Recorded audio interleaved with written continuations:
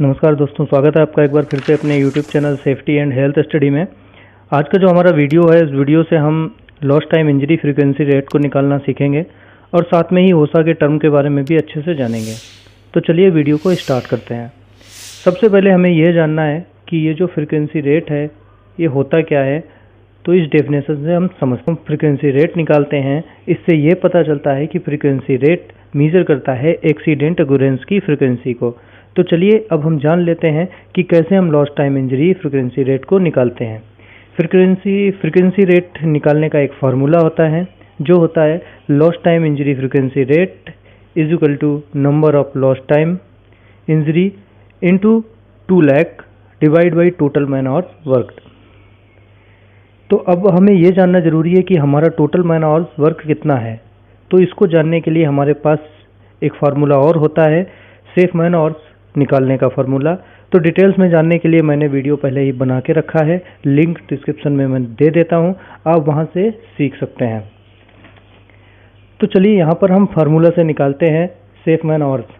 तो safe man hours का जो फार्मूला होता है वह होता है man days work into work hours into number of employ work. तो चलिए हम मान लेते हैं कि हमारे यहाँ जो मैन डेज वर्क हुआ है वो 250 डेज हुआ है और वर्क आवर्स मतलब कि एक दिन में जो काम हुआ है वो हुआ है 8 घंटे, मतलब 8 आवर्स। उसके बाद मल्टीप्लाई करते हैं 50 से, मतलब नंबर ऑफ एम्प्लॉय, जो जितनी एम्प्लॉय ने वर्क किया है वो है 50। तो इसको अगर हम कैलकुलेशन करते हैं तो हमें पता चलता है कि हमारा टोटल मैन आवर्स वर्कड है 1 लाख घंटे। तो हमें इस कैलकुलेशन से ये पता चल गया कि हमारा जो टोटल मैन आवर्स वर्कड हुआ वो हुआ है 1 लाख।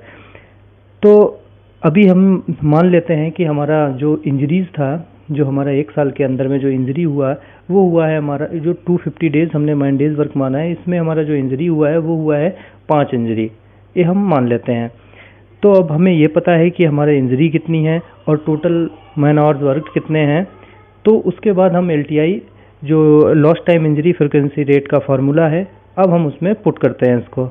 तो हमारा जो लॉस्ट टाइम इंजरी का जो फार्मूला था उसमें पुट करते हैं। तो हम देख लेते हैं यहाँ पे इंजरी, हमने यहाँ पे जो लॉस्ट टाइम इंजरी रखा था वो लिख दिया है 5।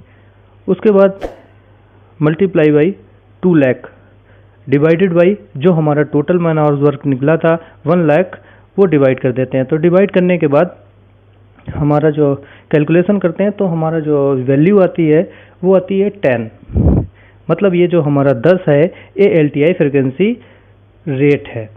अब हमें ये तो पता चल गया कि हम LTI फ्रिक्वेंसी रेट कैसे निकालते हैं, पर अब सबसे बड़ा सवाल ये है कि ये जो फार्मूला है इसमें ये 2 लाख कहाँ से और कैसे आया। तो चलिए इसको समझते हैं। ये ओसा का एक टर्म है। ओसा मानता है कि एक व्यक्ति 8 घंटा काम करेगा एक दिन में और वीक में 5 दिन काम करेगा और 1 साल में 50 वीक, ऐसा ओसा का मानना है। तो इस हिसाब से ये जो फार्मूला है वो है 8 × 5 × 50 इज इक्वल टू 2000 पर पर्सन इन अ ईयर।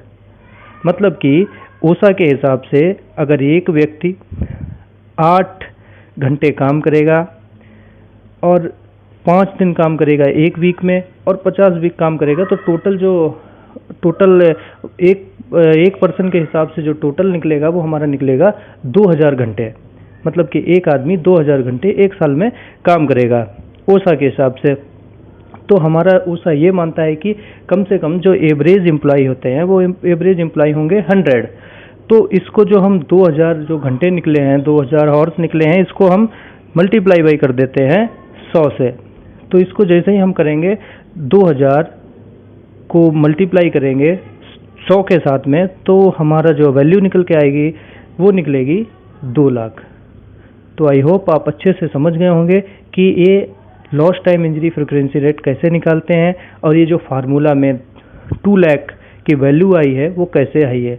तो अगर आपको वीडियो अच्छी लगी हो तो प्लीज़ वीडियो को लाइक करें, कमेंट करें, चैनल को सब्सक्राइब नहीं किया तो प्लीज़ जाके चैनल को सब्सक्राइब करें। थैंक्स।